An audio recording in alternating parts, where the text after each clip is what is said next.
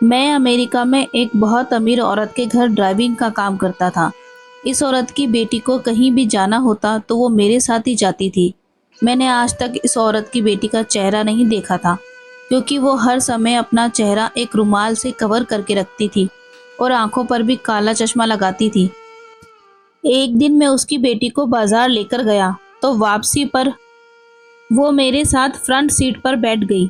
मुझे कुछ घबराहट सी होने लगी, क्योंकि ऐसा आज पहली बार हुआ था, वरना आज से पहले वो हमेशा पीछे वाली सीट पर ही बैठती थी। हैरत का झटका तो मुझे तब लगा जब उस लड़की ने चलती गाड़ी में मेरे हाथ पर अपना हाथ रख दिया। डर की वजह से मेरा पूरा शरीर कांपने लगा, क्योंकि पहली बार मेरे साथ ऐसा कुछ हुआ था। उसकी इस हरकत से मुझे पसीने आने लगे। आज वो लड़की मुझे किसी और ही नज़र से देख रही थी। उसके देखने से मुझे खुद को शर्म महसूस हो रही थी। मैंने गाड़ी की स्पीड तेज कर दी और जल्दी से घर पहुंच गया। मैं अपने कमरे में बैठकर उस लड़की की आज की हरकत के बारे में सोच रहा था कि उस औरत ने मुझे अपने कमरे में बुलाया और जो बात उसने मुझसे कही, वो सुनकर तो मेरे होश उड़ गए। वो मुझसे कहने लगी कि तुम मेरी बेटी से शादी कर लो, इसके बदले मैं तुम्हें बहुत ज़्यादा दौलत दूंगी, और अगर तुमने मेरी बात नहीं मानी तो मैं तुम पर झूठा इल्ज़ाम लगाकर तुम्हें पुलिस के हवाले कर दूंगी। मैं उसकी लड़की से शादी नहीं करना चाहता था, क्योंकि मैं हिंदुस्तान में किसी और लड़की को पसंद करता था, लेकिन अपनी गरीबी और इस औरत की धमकी से डरकर मैंने उसकी बेटी से शादी करने के लिए हाँ कर दी। उसने मुझसे ये भी कहा, अगर तुम चाहो तो 3 महीने बाद मेरी बेटी को डिवोर्स दे देना। बस यही सोचकर मैंने शादी कर ली। मगर शादी की रात उस लड़की ने मेरी हालत ही खराब कर दी। मेरी तो आत्मा ही कांप गई जब उस लड़की ने मुझे अमेरिका आए हुए मुझे 1 महीना होने वाला था, लेकिन अभी तक मुझे यहाँ पर कोई नौकरी नहीं मिली थी। मेरे यहाँ आने का किस्सा भी अजीब ही था। अगर मैं किसी को बताता तो वो मेरी बात पर यकीन नहीं करता। मैं तो सपने में भी नहीं सोच सकता था कि मुझे यहाँ आने का मौका मिलेगा। मैं अपने घर की गरीबी की वजह से बहुत ज़्यादा परेशान था, क्योंकि मेरे घर पर मेरी जवान बहनें बिन ब्याही बैठी थी और उनकी शादी की उम्र निकलती जा रही थी। उनकी शादी सिर्फ इस वजह से नहीं हो पा रही थी क्योंकि हमारे पास दहेज का इंतज़ाम नहीं था।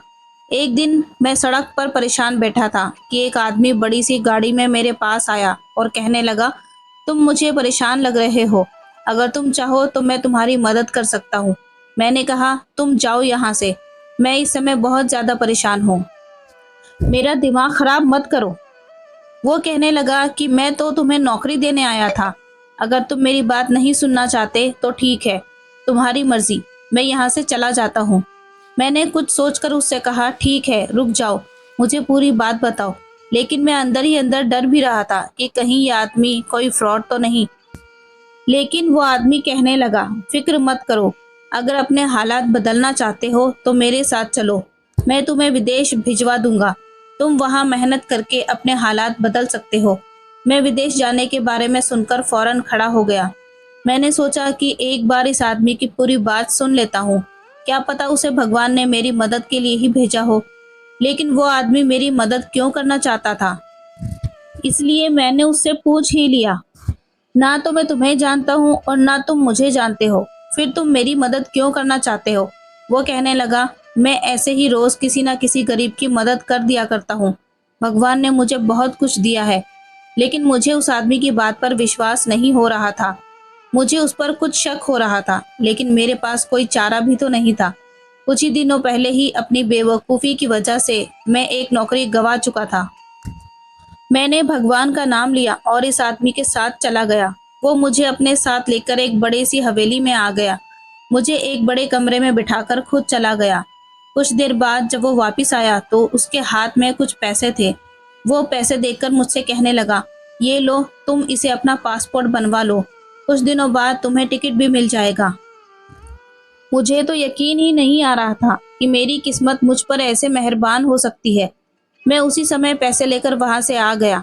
अगले कुछ दिनों में मैंने पासपोर्ट बनवा लिया। पासपोर्ट बनवाने के बाद मैं इस आदमी के घर गया तो उसने मेरे हाथ में टिकट थमा दी और साथ में एक मोबाइल नंबर भी दे दिया और कहने लगा, कल तुम्हारी फ्लाइट है, वहां जाकर इस नंबर पर कांटेक्ट कर लेना, तुम्हें नौकरी मिल जाएगी। मैं अपने घर वालों को बताकर अमेरिका आ गया, लेकिन एयरपोर्ट से निकलने के बाद जब मैंने वो नंबर अपनी जेब में देखा तो मुझे नहीं मिला। मुझे एहसास हुआ कि मैंने वो नंबर खो दिया है। मेरे तो पैरों तले ज़मीन निकल गई कि अब मैं क्या करूँगा। मैं तो यहाँ किसी को जानता भी नहीं था। पता नहीं वो आदमी कौन था जिसने मुझ पर एहसान करके मुझे यहाँ भेजा था। मेरे पास उस आदमी का कोई नंबर भी नहीं था, लेकिन अब मैं यहाँ आकर फंस गया। मैं बहुत परेशान हो गया। पहले तो मैंने यहाँ मेहनत मजदूरी शुरू कर दी ताकि अपने पेट की भूख मिटा सकूं। मुझे यहाँ आए चौथा महीना होने वाला था, लेकिन मैंने अभी तक अपने घर पर एक भी रुपया नहीं भेजा था। मेरे लिए तो यहाँ पर आना, पेट पालना ही मुश्किल हो गया था। जैसे तैसे करके 2 वक्त की रोटी कमा रहा था। शायद भगवान को मेरे ऊपर तरस आ गया, या मेरी किस्मत अच्छी थी कि एक अमीर आदमी मुझे अपने घर ले गया और मालिक की नौकरी दे दी। अब मुझे वहां से तनख्वाह भी अच्छी मिलने लगी थी। वहां मालिक की एक रिश्तेदार औरत थी। वो अक्सर उनके घर पर आती जाती रहती थी, और वो जब भी आती तो मुझे घूर घूर कर देखती। मैं उनकी ये बात नोटिस करता था। एक दिन मालिक ने मुझे इस रिश्तेदार औरत के घर भेज दिया। कहने लगे कि आज से तुम वहीं पर काम करोगे और उनके घर पर ड्राइविंग करोगे। वो औरत मुझ पर बहुत मेहरबान थी। मेरी तनख्वाह भी बहुत अच्छी थी। इस औरत ने मुझे रहने के लिए कमरा भी बहुत अच्छा दिया था, लेकिन यहाँ के बाकी नौकर सर्वेंट क्वार्टर में ही रहते थे। सिर्फ मुझे ही अलग कमरा दिया गया था। इस औरत की एक जवान बेटी थी। जब भी वो कहीं जाती तो मुझे अपने साथ लेकर जाती, मगर मैंने आज तक उसकी शक्ल नहीं देखी थी। वो खुद को एक चादर से ढक कर रखती थी। उसका चेहरा भी एक रुमाल से ढका हुआ होता था। अभी कुछ ही दिन गुजरे थे कि मुझे इस औरत की बेटी की हरकतें अजीब सी लगने लगी। जब भी वो मेरे साथ कहीं जाती तो गाड़ी में मेरे साथ आगे बैठ जाती और बहाने बनाने लगती, मेरे करीब आने की कोशिश करती, मेरा हाथ पकड़ लेती, लेकिन मैं डर की वजह से चुप बैठा रहता, उससे कुछ नहीं कहता। एक दिन इस औरत ने मुझे घर के अंदर बुलाया और मुझसे कहने लगी, तुम्हें अपनी बहनों की शादी के लिए कितने पैसे चाहिए? मैंने उनसे कहा कि मुझे तो लाखों रुपए चाहिए। मुझे उनके दहेज का सामान लाना है, क्योंकि मेरी 3 जवान बहनें हैं और मुझे तीनों की शादी करनी है। और आजकल का माहौल तो आप जानती हैं, लड़के वालों की तो डिमांड ही पूरी नहीं होती। वो कहने लगी, तुम जितने पैसे मुझसे मांगोगे मैं तुम्हें उतने पैसे दूंगी, जिससे तुम अपनी बहनों की शादी धूमधाम से करवा सको। लेकिन मेरी एक शर्त है, और वो शर्त ये है कि तुम्हें मेरी बेटी से शादी करनी होगी।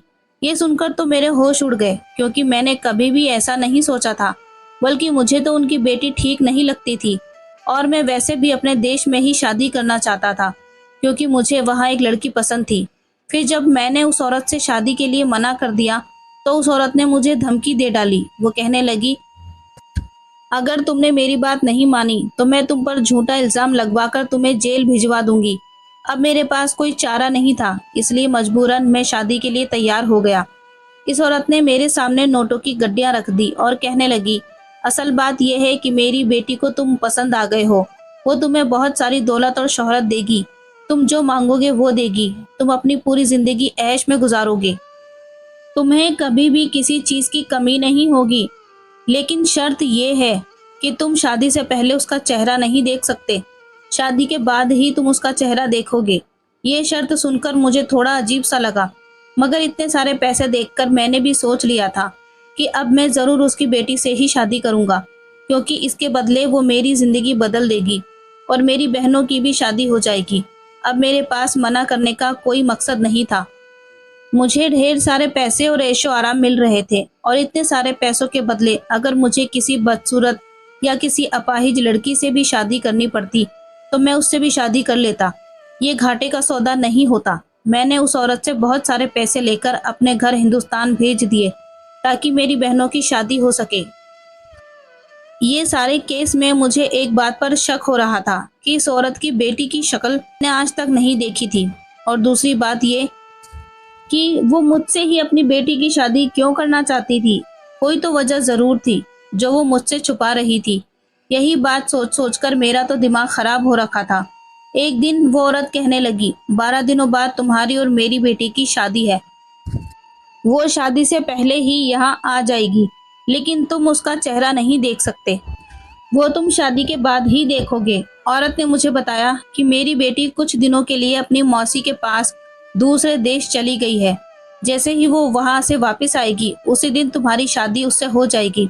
मैंने भी हाँ में सिर हिला दिया। मुझे लग रहा था कि ये औरत हमारी शादी बहुत ही सादगी से करवाएगी, लेकिन इस औरत ने तो इतनी धूमधाम से शादी की तैयारियां शुरू कर दी कि मैं हैरान रह गया। सारे फंक्शन इतने जबरदस्त थे कि मैं सोच भी नहीं सकता था। सारी तैयारियां हो चुकी थी और फंक्शन भी हो रहे थे, लेकिन इनकी बेटी अभी तक आई नहीं थी। अब मुझे शक हो रहा था कि क्या ये बिल्कुल शादी के समय पर ही आएगी, और यही हुआ। बारात वाले दिन सुबह सुबह मैंने अपने कमरे की खिड़की से देखा, एक बड़ी सी गाड़ी में एक लड़की निकलकर अंदर चली गई, और हमेशा की तरह उसने खुद को एक चादर से ढक रखा था। उसका चेहरा भी ढका हुआ था। वो किसी औरत की बेटी थी जो अब मेरी पत्नी बनने वाली थी, मगर उसने आज भी अपने चेहरे पर रुमाल ढका हुआ था। ये सब कुछ देखकर मैं हैरान हुआ। फिर सोचा कि चलो जो भी है, अब शादी में कुछ ही समय बचा है और शादी के बाद ये राज भी खुल जाएगा। अब मुझे शादी का इंतजार था। मैंने अपने घर पर इस शादी के बारे में किसी को भी कुछ नहीं बताया था। मैंने सोचा था कि पता नहीं ये शादी कितने दिन तक चलेगी। मैं अपने घर वालों को कुछ भी बताकर परेशान नहीं करना चाहता था। हमारी शादी हो गई और शादी के बाद दुल्हन को मेरे कमरे में पहुंचा दिया गया। मैंने बहुत बेताबी से दुल्हन का चेहरा देखने के लिए उसका घूंघट उठाया। जैसे ही उसका चेहरा मैंने देखा तो मेरे पैरों तले जमीन निकल गई। उस औरत ने कहा था कि मैं तुम्हारी शादी अपनी बेटी से करवाऊंगी, मगर ये दुल्हन के रूप में जो लड़की मेरे सामने बैठी थी वो कोई लड़की नहीं थी, बल्कि वो तो मेरे मुंह से चीख निकलते निकलते रुक गई। मेरा पूरा शरीर कांप रहा था और फिर एकदम से मेरे सामने मेरा अतीत आ गया, जब मैं हिंदुस्तान में था। मेरा नाम रवि है और मैं पढ़ाई करने के बाद नौकरी के लिए मारा मारा फिर रहा था। हर नौजवान की तरह मेरा भी हिंदुस्तान से बाहर रहने का सपना था। मोबाइल पर बाहर रहने वालों की जिंदगी की वीडियो देख देख कर मेरा भी सपना हो गया था कि काश मेरा भी किसी बाहर के देश में वीजा लग जाए और मैं भी वहां रहने चला जाऊं। मैं सबसे बड़ा भाई था और मुझसे छोटे 4 बहन भाई और थे। कभी कभी तो मुझे अपने माता पिता पर बहुत गुस्सा आता था। क्यों है इतने बच्चे पैदा करने से पहले अपने ऊपर और अपने घर के हालात को और हमारी गरीबी को देख लेना चाहिए था। क्या होता अगर वो कम बच्चे पैदा कर लेते? कम से कम मेरी जिंदगी तो आसान हो जाती। घर का बड़ा बेटा होने के नाते मेरे कमजोर कंधों पर बहुत सारी जिम्मेदारियां थी। मैंने पढ़ाई पूरी करने के बाद ही नौकरी करना शुरू कर दी थी। सुबह मैं कॉलेज जाता और शाम को जॉब करता। ऐसे ही मैंने अपनी पढ़ाई कंप्लीट की और फिर नौकरी के लिए सड़कों की धूल छानना शुरू कर दी। लेकिन आज के समय में नौकरी मिलना कोई आसान काम नहीं है। बड़ी मेहनत के बाद और बहुत मुश्किल से एक बड़े साहब के यहाँ ड्राइविंग की जॉब मिली। सैलरी भी अच्छी खासी थी, इसलिए मैं खामोशी से वहाँ काम करता रहा। सुबह 8 बजे ही मैं अपनी नौकरी पर चला जाता और साहब की बेटी को दफ्तर छोड़कर चला आता। कभी दोपहर को 3 बजे तो कभी शाम को 6 बजे मैं मैडम को ऑफिस से घर वापस लाता। मुझे इसके अलावा और कुछ काम नहीं था। बाकी समय में मैं फ्री रहता, क्योंकि मेरा काम सिर्फ साहब की बेटी को ऑफिस छोड़ना और वापस लाना होता था। साहब की बेटी ने हमेशा अपना चेहरा कवर किया हुआ होता था। मैंने अभी तक उनका चेहरा नहीं देखा था और ना ही मुझे देखने की कोई ख्वाहिश थी, क्योंकि मैं वहां पर सिर्फ अपना काम करने जाता था और मैं नहीं चाहता था कि मेरी किसी हरकत की वजह से मैं इस नौकरी से निकाला जाऊं, क्योंकि मेरे घर के हालात भी ऐसे नहीं थे कि मैं कुछ दिन भी घर बैठकर खा सकूं। मेरे दोस्त मुझे समझाते थे, अपने मालिक की बेटी को अपने प्यार के जाल में फंसा लो, क्योंकि वो एक करोड़पति बाप की बेटी है और तुम भी कुछ कम स्मार्ट नहीं लगते हो।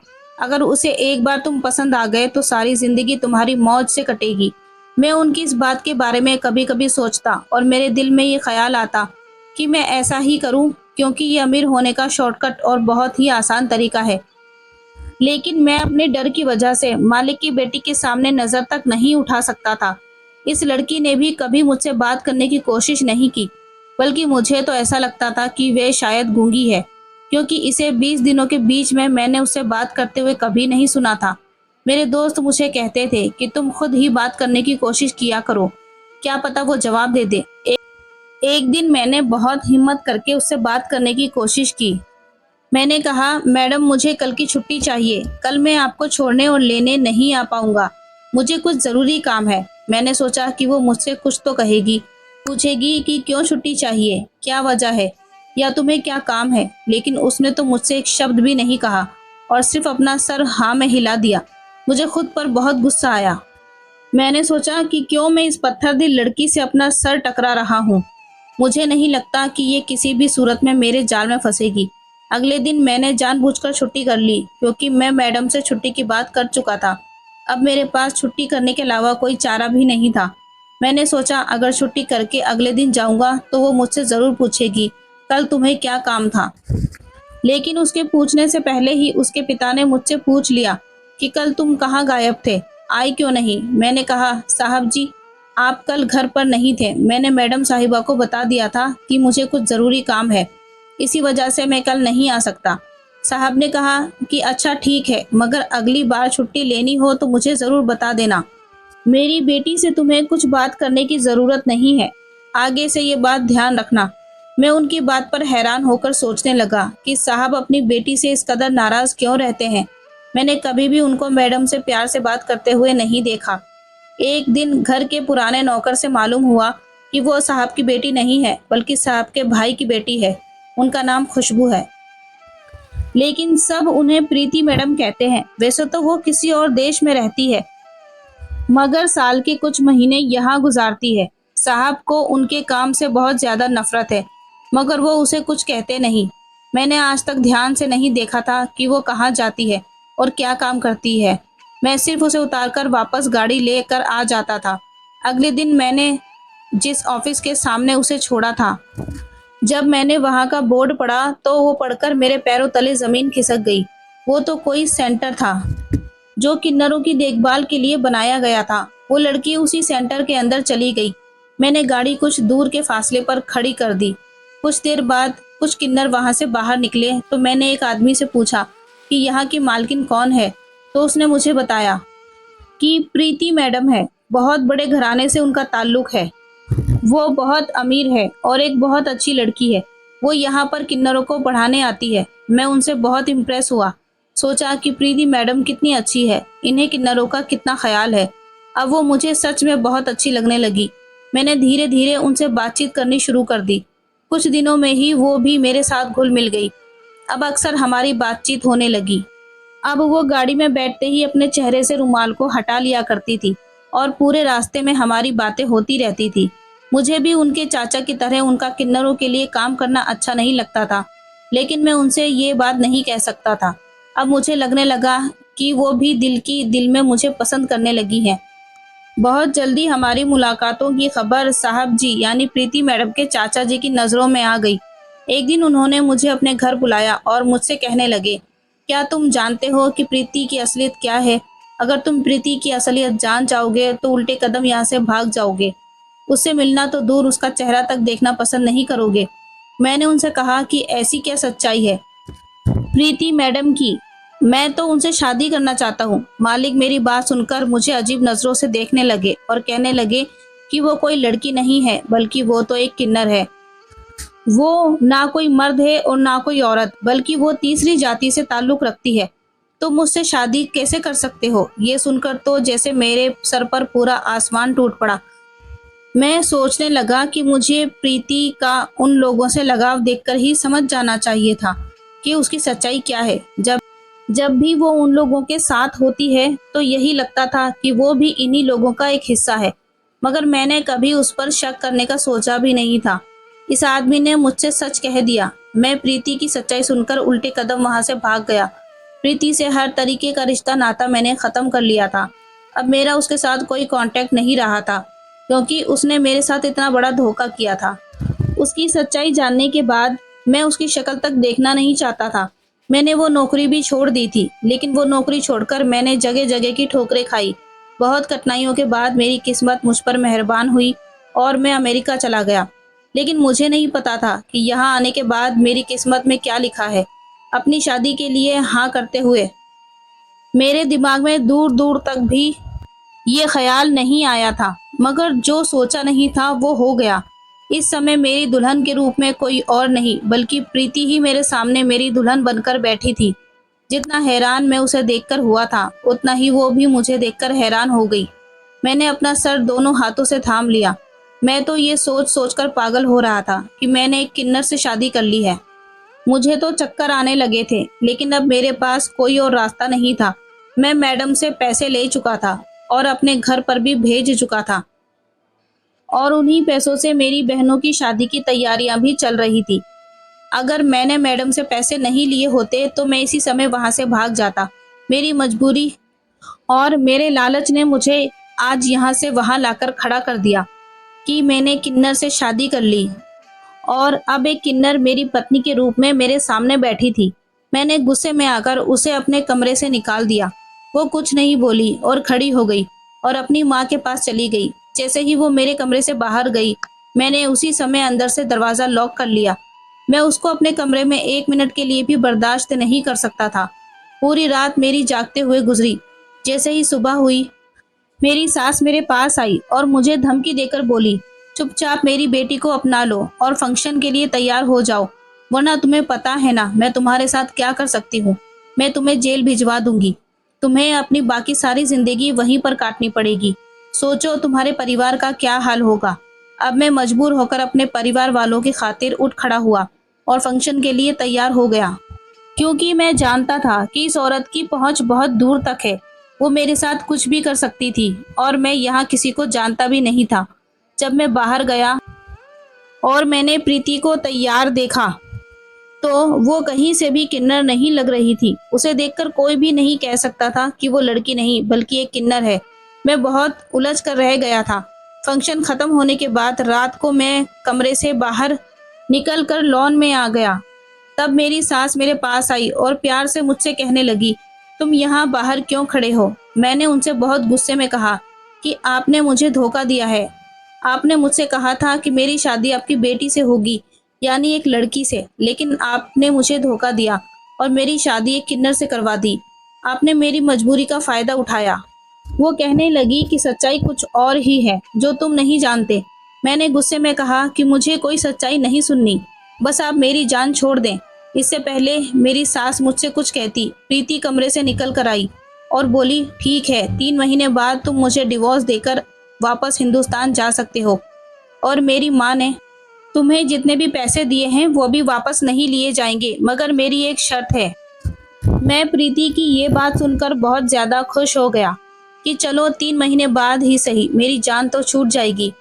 इस 3 महीने के लिए उसकी ये शर्त थी कि दूसरे लोगों के सामने मुझे उसका एक अच्छा पति बनने का नाटक करना होगा, क्योंकि अभी हमारी शादी हुई थी और अब हमें रोज दावतों पर जाना पड़ रहा था। मैं बहुत हैरान होता और सोचता रहता कि यहाँ अमेरिका में क्या कोई भी प्रीति की असलियत नहीं जानता है कि वो क्या है। इन 3 महीनों के अंदर मैंने उस पर पूरी नजर रखी, लेकिन मुझे कोई भी ऐसी वैसी बात पता नहीं चली। दिन के समय मुझे हर वक्त उसके साथ रहना पड़ता था, लेकिन रात होते ही मैं दूसरे कमरे में चला जाता और वो अपने कमरे में जाकर सो जाती। ऐसे ही करते करते 3 महीने पूरे हो गए। मैंने डिवोर्स के पेपर तैयार करवा लिए थे। मेरी सास मुझसे कहने लगी कि तुम एक बार फिर से सोच लो, अभी भी समय है, तुम सच्चाई नहीं जानते हो, वरना ऐसा ना हो कि जब तुम्हें सच मालूम हो तो तुम्हारे पास पछताने के अलावा और कोई चारा ना बचे और तुम हाथ मलते रह जाओ और अपने किए पर जिंदगी भर पछताते रहो। मैं समझ गया था कि वो मुझे रोकने के लिए ऐसे हथकंडे इस्तेमाल कर रही है। वो मुझे इमोशनली ब्लैकमेल करके अपनी बेटी के साथ ही रखना चाहती है, लेकिन मैं हिंदुस्तान वापस जाने का फैसला कर चुका था। मैं उसे डिवोर्स देकर वापस आ गया। अब यहाँ आकर मुझे एक नए सिरे से अपनी जिंदगी की शुरुआत करनी थी। यहाँ मेरे पास कोई नौकरी भी नहीं थी, इसलिए मैंने मेहनत करनी शुरू कर दी। मेरे दिल में जो सपने थे वो खत्म हो गए थे। 3 साल की कड़ी मेहनत के बाद मैं एक छोटा सा बिजनेस खड़ा करने में कामयाब हो गया। इसी काम के सिलसिले में मैं एक बड़े ब्रांड के ऑफिस में मीटिंग करने गया। मुझे अपने दोस्त की कंपनी में जाना पड़ा, तो वहाँ उस ऑफिस में मैं प्रीति को देखकर बहुत ज़्यादा हैरान रह गया, और ये जानकर तो मैं दंग ही रह गया कि वो अब मेरे दोस्त की पत्नी है। मैंने अपने दोस्त को सबके सामने खींचकर कहा कि ये तुमने क्या किया, तुमने किससे शादी कर ली। मेरा दोस्त मेरा हाथ पकड़कर मुझे उसी समय दूसरे कमरे में ले गया और मुझसे कहने लगा, यहाँ ड्रामा करने की ज़रूरत नहीं है। मैंने कहा, क्या तुम जानते हो कि तुमने किससे शादी की है? वो कहने लगा, हाँ मैं जानता हूँ, और मैं वो सब भी जानता हूँ जो तुम नहीं जानते। मैं कहने लगा कि तुम पागल हो गए हो। मेरे दोस्त ने मुझसे कहा कि मैं कोई पागल नहीं हूँ, बल्कि मैं प्रीति की पूरी सच्चाई जानता हूँ। प्रीति एक किन्नर नहीं है, बल्कि वो एक बहुत अच्छी लड़की है। जब वो पैदा हुई थी तो डॉक्टर को ऐसा लगा था कि वो किन्नर है, मगर 17 साल की उम्र में कुछ बीमारी के रहते हुए उसका एक ऑपरेशन हुआ। तब वो एक लड़की बन गई, लेकिन उसके खानदान वालों ने इस बात पर यकीन नहीं किया और प्रीति की पड़ोसियों और खानदान वालों ने कहना शुरू कर दिया कि वो एक किन्नर है। लोगों की बातों से तंग आकर प्रीति के माता पिता उसे अमेरिका लेकर शिफ्ट हो गए। अपनी पढ़ाई कंप्लीट करने के बाद प्रीति ने किन्नरों के लिए कुछ करने का सोचा, क्योंकि उस पर सिर्फ किन्नर होने का इल्जाम ही लगा था। वो किन्नर नहीं थी, फिर भी लोगों और उसके अपने खानदान वालों ने ही उसकी जिंदगी बर्बाद कर दी थी। उसके अपने ही उसे ताना देते थे। अब वो सोचने लगी थी कि जो लोग सच में मुझ जैसे हैं, यानी किन्नर हैं, तो उन लोगों के लिए जितना मुश्किल होता होगा। इसलिए वो साल के कुछ महीने हिंदुस्तान में रहने के लिए आती थी और उसने एक सेंटर खोला था। उसके इस काम की वजह से उसके रिश्तेदार उस पर शक करते थे कि वो लड़की नहीं है बल्कि एक किन्नर है। इसी बीच उसकी तुमसे मुलाकात हुई। तुम उसे अच्छे लगने लगे और वो बहुत जल्द ही तुमसे मोहब्बत करने लगी। लेकिन तुम भी और लोगों की तरह ही निकले और उसके चाचा की बातों में आकर उसे छोड़कर भाग गए। तुम्हारे जाने के बाद प्रीति बहुत ज्यादा बीमार पड़ गई थी। जब उसकी माँ को तुम्हारे बारे में पता चला, उसने तुम्हें अमेरिका बुलाया और तुम्हारे जाने के सारे इंतजाम भी उन्होंने ही किए थे। वो किसी भी हाल में अपनी बेटी का दिल और घर बसाना चाहती थी, इसलिए तुम्हें मजबूर करके और तुम्हें पैसों का लालच देकर तुम्हारी शादी उन्होंने प्रीति से करवा दी। वो सोच रही थी कि शादी की रात तुम्हारी सारी गलतफहमियां दूर हो जाएगी और तुम सच्चाई का पता चल जाएगा कि प्रीति किन्नर नहीं बल्कि एक लड़की है। लेकिन तुम तो इतने पत्थर दिल निकले कि तुमने प्रीति की बात सुनना ही गवारा नहीं किया। तुम प्रीति को वही समझ रहे थे जो तुम्हें लोगों ने बताया था। अगर तुम एक बार भी उससे बात कर लेते तो तुम्हें सच्चाई का पता चल जाता, मगर तुम उसे डिवोर्स देकर यहाँ वापस आ गए। तुम्हारे जाने के बाद एक बार फिर से ये बहुत ज्यादा टूट गई थी। उस समय मैंने उसे सहारा दिया और उसकी सारी सच्चाई जानने के बाद मैंने उससे शादी के लिए प्रपोज किया। अब हम वहाँ से हमेशा के लिए हिंदुस्तान आ गए। ये सारी बातें मुझे खुद प्रीति ने अपने मुंह से बताई थी, ताकि कल को मैं उसे तुम्हारी तरह छोड़कर ना चला जाऊं। ये सब बातें सुनकर तो मैं ऐसा हो गया था जैसे मेरे जिस्म में जान ही ना हो। ये मैंने क्या कर दिया था? मैंने अपने हाथों से ही अपने पैरों पर कुल्हाड़ी मारी थी। मेरा दोस्त 7 सालों से विदेश में धक्के खा रहा था, लेकिन उसे कोई अच्छी नौकरी नहीं मिली थी और अब प्रीति से शादी करने के बाद तो आज इतनी बड़ी कंपनी का मालिक बन बैठा था। मेरा दोस्त मुझसे कहने लगा कि किस्मत ने बार बार तुम्हारे दरवाजे पर दस्तक दी, मगर तुमने लोगों की बातों में आकर हर बार उसे धुतकार दिया। तुम बहुत बदकिस्मत हो कि प्रीति जैसी लड़की को तुमने छोड़ दिया। सारी बात पूरी होने के बाद मैं बहुत दुख के साथ इस ऑफिस से बाहर निकल कर आ गया। इन सब में सारा कसूर मेरा अपना था। सारी गलती मेरे अकेले की ही थी। काश मैं उस समय प्रीति की बात सुन लेता, जो आज प्रीति मेरी पत्नी होती। मैंने तो उसके साथ बहुत गलत किया था, इसलिए शायद भगवान ने उसे मुझसे दूर करके उसे एक अच्छे जीवन साथी के साथ दे दिया था। अब मेरे पास पछतावे के अलावा और कुछ भी नहीं था। मेरे साथ यही होना था, क्योंकि मेरे जैसे बेवकूफ़ की सज़ा यही होती है कि वो काश के सहारे ही अपनी ज़िंदगी गुजार लें। दोस्त, उम्मीद करता हूँ आपको हमारी कहानी पसंद आई होगी। कहानी पसंद आई हो तो वीडियो को लाइक करें और चैनल को सब्सक्राइब करें। मिलते हैं कल एक नई कहानी के साथ। तब तक अपना ख्याल रखें। Thanks for watching.